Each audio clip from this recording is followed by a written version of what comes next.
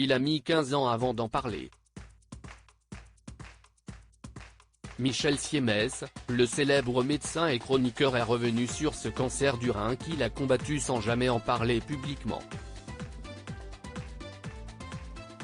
J'avais besoin de le digérer, explique dans un premier temps Michel Siemès au micro de RTL ce samedi 18 mars. Je voyais des patients à l'hôpital et je ne voulais pas qu'à chaque fois que j'annonçais un cancer à un patient qu'ils me disent « Ah bah vous savez ce que c'est docteur », fait savoir l'animateur de télévision. Michel Siemès a découvert son cancer du rein en 2008 à la suite d'un accident de ski. Il a pu se faire opérer rapidement, et éviter que la tumeur ne se propage. À l'annonce de sa maladie, le médecin chirurgien a voulu garder le secret pour préserver ses proches. D'abord, je n'étais pas prêt. Quand je l'ai appris, je n'en ai parlé qu'à très peu de gens. Pas même à mes parents, ni à mes enfants. Je ne voulais pas les inquiéter, avait-il confié dans nos colonnes en octobre dernier.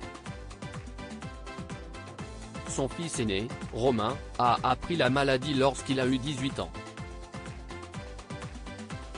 Quant au plus jeune Elias, il a eu connaissance du combat de son père un mois avant la parution du livre « Rien n'est impossible, mon histoire pourrait être la vôtre », dans lequel Michel Siemès l'annonce.